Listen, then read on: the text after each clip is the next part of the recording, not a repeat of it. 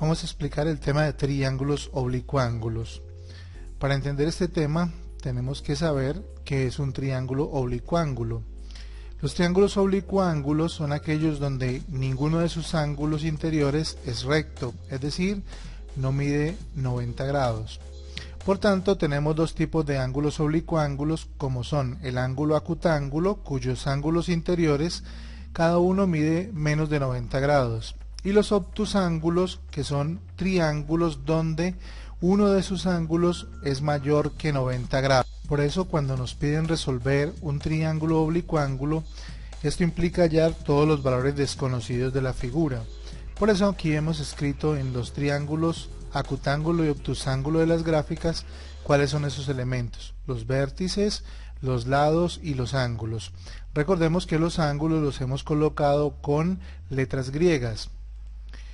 El teorema de senos dice que dado un triángulo ABC cualquiera, siendo alfa, beta y gamma los ángulos y ABC los lados respectivamente opuestos a estos ángulos, entonces podemos decir que la razón entre el lado A con respecto al seno del ángulo alfa opuesto a A es proporcional a la razón del ángulo B con respecto al seno del ángulo beta, que es opuesto a B, y es igual a la razón del lado C sobre el seno del ángulo gamma, que es opuesto a C.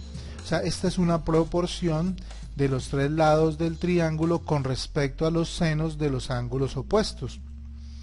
Para resolverlo vamos a recordar que esta relación solamente vamos a reemplazar los valores conocidos en el ejercicio. Revisemos este ejemplo.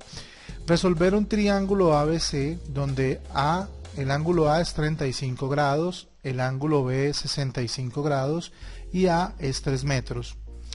Cuando reemplazamos en una gráfica hipotética, porque es una gráfica que representa la situación pero no las medidas de los ángulos, vemos las posiciones. Mire, 35 es el valor del ángulo A, 65 el valor del ángulo B, C no lo conocemos y de los lados solo conozco A, que es 3.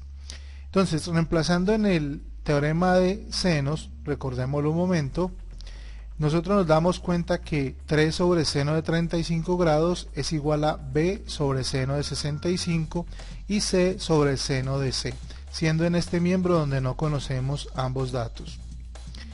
Por tanto, de los tres miembros escojo un par de miembros para hacer la igualdad y despejar uno de los valores. En este caso escogí el primer miembro y el miembro de la mitad.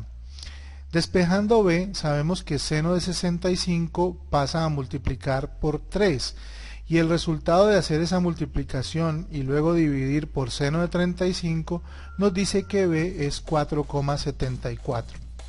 Por tanto, ya conocemos a B, quedándonos pendiente encontrar el lado C y el ángulo C. Si hacemos de nuevo el mismo procedimiento anterior, vemos que no podemos despejar C ni el ángulo C, porque no los conocemos. O sea, nos faltaría uno de ellos dos. Pero hay una ventaja, y es que el teorema fundamental dice que la suma de los ángulos interiores de un triángulo da 180, y conocemos dos de ellos, a A y a B. Aplicando esos valores, C nos da como resultado 80 grados. Entonces ese valor lo podríamos reemplazar aquí en el seno del denominador del teorema de senos. Y efectivamente eso es lo que hacemos. Luego pasamos a multiplicar ese seno de 80 y podemos encontrar el valor de C. Y hemos resuelto el ejercicio porque conocemos a B, a C y el ángulo C. Teorema de cosenos. El teorema de cosenos dice que dado un triángulo ABC, cualquiera siendo alfa, beta y gamma los ángulos y ABC los lados respectivamente opuestos a estos ángulos, entonces tenemos tres expresiones del teorema de cosenos. Si ustedes observan, aquí nos expresa una relación de los cuadrados de los lados del triángulo. Si no tuviéramos este valor menos 2bc coseno de alfa, pensaríamos que este es el teorema de Pitágoras. Pero recordemos que estos triángulos no son rectángulos, por tanto, ese teorema de Pitágoras no se puede aplicar. No podemos reconocer catetos ni podemos reconocer una hipotenusa. Entonces este factor es una corrección a ese teorema aplicado ya a un triángulo oblicuo-ángulo. Para poder memorizar mejor la fórmula y utilizarla posteriormente, lo que hacemos es lo siguiente. Un lado lo elevamos al cuadrado y es igual a la suma de los cuadrados de los otros dos, menos este factor, dos veces la multiplicación de los dos lados B y C y por el coseno del ángulo opuesto al lado que estamos despejando, o sea, en este caso sería alfa. Veamos las otras fórmulas y nos daremos cuenta que esto siempre aplica así.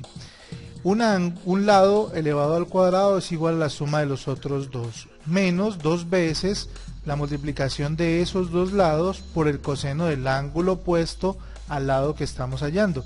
Miremos que es beta. Si tú miras la fórmula tercera, te vas a dar cuenta que aplica exactamente lo mismo. Depende todo del lado que estemos despejando. Y recordar que al final hay que sacar la raíz cuadrada para poder despejar. Tenemos entonces un ejercicio que dice así: hallar el ángulo A del triángulo ABC en el cual A igual a 2, B igual a 3, C igual a 4. Vamos a usar cualquiera de las fórmulas porque conocemos los tres lados, A, B y C. Vamos a usar la primera. A cuadrado es igual a B cuadrado más C cuadrado menos 2BC coseno de alfa. Por tanto, para poder hallar el ángulo, que es lo que no conocemos, vamos a despejar el coseno de alfa. Este factor lo pasamos a sumar dado que está restando. A cuadrado está sumando, pasa a restar y luego estos dos factores, 2b y c, pasarían a dividir. Tendríamos que el coseno de alfa es igual a esta expresión. Una vez tenemos la expresión del coseno de alfa, reemplazamos los valores que conocemos de a, b y c. Y nos damos cuenta que el coseno de alfa es igual a 7/8. Si le aplicamos la función inversa de coseno, nos damos cuenta que alfa es igual a 29 grados. Y tendríamos resuelto el primer ángulo. Recuerden que resolver el triángulo es hallar todo lo que falta. O sea que nos queda faltando hallar el ángulo B y el ángulo C. La recomendación para ustedes es que hallen el ángulo beta y el ángulo gamma, o ángulo B y ángulo C, de la misma manera que hicimos alfa. Hasta otra oportunidad.